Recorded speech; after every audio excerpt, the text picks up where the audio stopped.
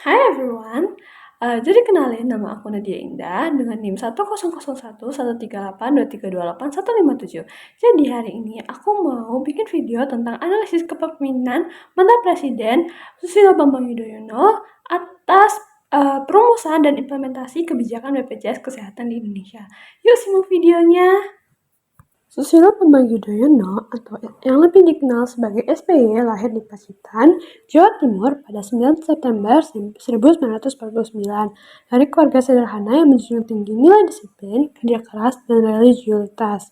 Ayahnya, R. Sukojo, adalah seorang tentara, sedangkan ibunya, Siti Habibah, dikenal sebagai sosok yang lemah lembut dan berpendirian kuat. Lingkungan keluarga ini membentuk karakter SBY sebagai sosok yang tegas, tangguh, dan memiliki integritas moral yang tinggi. Sejak muda, SBY dikenal sebagai pribadi yang cerdas dan rajin belajar. Setelah lulus dari sekolah menengah, ia diterima di Akademi Angkatan Bersenjata Republik Indonesia atau AKABRI dan berhasil meraih predikat lulusan terbaik. Dalam dunia militer, SBY dikenal sebagai The Thinking General atau seorang perwira yang tidak hanya berani di medan tugas tetapi juga berpikir strategis dan rasional dalam mengambil keputusan. Ia sering memadukan disiplin militer dengan pendekatan analitis yang logis dan terukur. Militer, SBY mulai memasuki ranah pemerintahan atau dunia politik. Ia pernah menjabat sebagai Menteri Pertambangan dan Energi di masa kepemimpinan Presiden Abdurrahman Wahid, serta menjadi Menteri Koordinator Bidang Politik dan Keamanan pada masa Presiden Megawati Soekarno Putri. Melalui jabatan-jabatan tersebut, ia dikenal sebagai tokoh yang mampu menjaga stabilitas nasional dengan gaya kepemimpinan yang diplomatis, hati-hati, dan solutif. Pada tahun 2004, Susilo Bambang Yudhoyono terpilih menjadi Presiden Republik Indonesia melalui pemilihan umum langsung pertama dalam sejarah bangsa. Ia kemudian kembali dipercaya untuk memimpin untuk periode kedua pada tahun 2009 sampai 2014, menjadikannya sebagai Presiden dengan masa jabatan terpanjang dalam era reformasi. Selama 2 periode kepemimpinannya, SBY menempatkan pembangunan manusia sebagai prioritas utama. Ia memajukan sektor pendidikan, memperluas akses kesehatan, dan memperkuat tata kelola pemerintahan berbasis transparansi dan akuntabilitas. Di bawah kepemimpinannya pula, Indonesia berhasil memperkuat stabilitas politik, menurunkan angka kemiskinan, dan menjadi salah satu negara dengan pertumbuhan ekonomi yang stabil di negara di kawasan Asia Tenggara.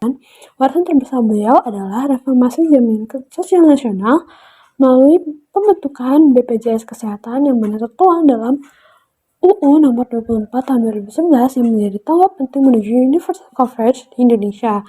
Kebijakan ini menjadi simbol komitmennya terhadap keadilan sosial dan pemerataan kesejahteraan bagi seluruh rakyat Indonesia. Gaya kepemimpinan Susilo Bambang Yudhoyono merupakan perpaduan antara gaya transformasional, partisipatif, dan situational leadership. Sebagai pemimpin transformasional, SBY memiliki kemampuan untuk menginspirasi dan membangun visi nasional yang kuat. Ia mendorong perubahan besar melalui program Pro-Poor, Pro-Growth, Pro-Job, dan Pro-Environment yang berfokus pada kesejahteraan masyarakat secara menyeluruh. Visinya selalu berpijak pada keseimbangan antara pembangunan ekonomi dan perlindungan sosial. Lalu, sebagai pemimpin partisipatif, SBY menekankan pentingnya kolaborasi dalam proses perumusan BPJS misalnya. Ia melibatkan banyak pihak, mulai dari kementerian, DPR, hingga akademisi untuk memastikan kebijakan ini realistis dan inklusif. Beliau percaya bahwa keputusan yang baik lahir dari partisipasi berbagai pemangku kepentingan, bukan dari satu suara tunggal. Sementara itu, gaya situasional SBY terlihat dari kemampuannya menyesuaikan kepemimpinan dengan kondisi yang ia hadapi. Ketika menghadapi krisis global pada tahun 2008 misalnya, ia mengambil keputusan berbasis data dan analisis ekonomi yang matang.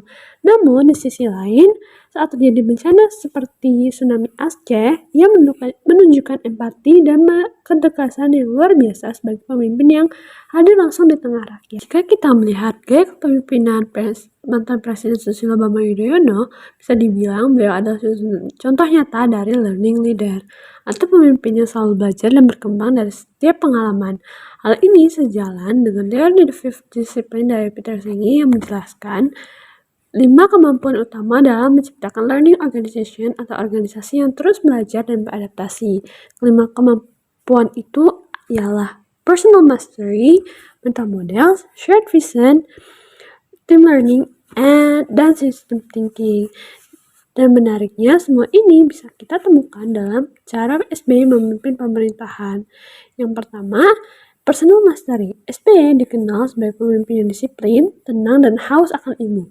Beliau rajin membaca laporan, menganalisis data, dan selalu melakukan refleksi sebelum mengambil keputusan besar. Sikap ini menunjukkan penguasaan diri yang kuat, bahwa seorang pemimpin sejati harus bisa mengendalikan emosi dan terus belajar untuk memperbaiki diri. Yang kedua, ialah mental models. SBY berani mengubah pola pikir birokrasi yang kaku menjadi lebih terbuka dan adaptif. Dalam pembentukan BPJS Kesehatan misalnya, beliau menolak cara ramah yang melihat kesehatan hanya sebagai urusan medis.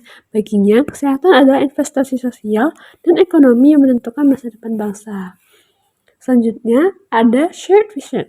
SBY punya visi besar tentang Indonesia sehat, mandiri, dan berkeadilan. Visi ini bukan cuma slogan, tapi benar-benar dijadikan arah bersama oleh seluruh kementerian dan lembaga. Dalam visi itu, beliau berhasil menggerakkan banyak pihak untuk berjuang menuju satu tujuan yang sama, yaitu jaminan kesehatan untuk semua rakyat Indonesia. Yang lalu, ada team learning. SBY selalu percaya bahwa keputusan terbaik lahir dari kerjasama tim. Ia membangun budaya diskusi terbuka di mana setiap orang punya kesempatan untuk belajar, berpendapat, berkontribusi, dan berkontribusi. Dan yang terakhir itu adalah system thinking. SBY selalu melihat kebijakan secara menyeluruh, dari hulu ke hilir. Dalam BPJS misalnya, beliau tidak hanya memikirkan layanan rumah sakit, tetapi juga pembiayaan, regulasi, sumber daya manusia, sampai edukasi ke masyarakat. Pendekatan berpikir sistemik seperti ini membuat kebijakannya komprehensif, berkelanjutan, dan berdampak luas. Nah, dari kelima disiplin ini, SBY menunjukkan bahwa kepemimpinan bukan hanya soal pemerintah, tapi tentang bagaimana menciptakan sistem yang terus belajar, beradaptasi, dan memberi manfaat untuk banyak orang. Kebijakan BPJS Kesehatan yang lahir di masa pemerintahan SBY bukan hanya sekedar program, tetapi hasil dari proses pemecahan masalah yang terencana dengan baik atau yang disebut dengan problem solving cycle. Pada tahap pertama ialah tahap identifikasi masalah. Jadi sebelum BPJS berdiri, layanan jaminan sosial kesehatan di Indonesia itu terpisah-pisah, seperti Askes untuk pegawai negeri, jam sostek untuk pekerja swasta, dan jam kesmas untuk masyarakat miskin. Sistem yang fragmentasi ini membuat akses terhadap layanan kesehatan menjadi tidak merata. SBY menyadari kondisi seperti ini tidak bisa dibiarkan.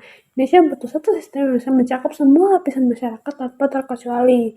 Selanjutnya adalah tahap formulasi kebijakan melalui yang terletak di Jalan berbagai Ngagel, diskusi Surabaya. antar sektor, Presiden dan pemerintah, Ibu Negara DPR, dan langsung para berdialog ahli. dengan SBY beberapa pasien tegas peserta lahirnya program Undang-Undang Nomor BPJS 20 di tahun puskesmas ini. 2011 tentang BPJS yang ingin membangun sistem yang berasaskan gotong royong, keadilan sosial, dan tanggung jawab negara terhadap warganya.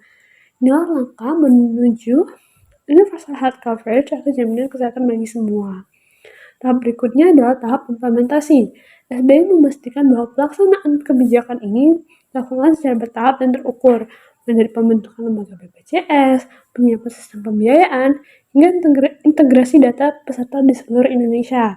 Dia menekankan pentingnya transparansi dan koordinasi antar lembaga agar prosesnya tidak hanya cepat tapi juga akuntabel.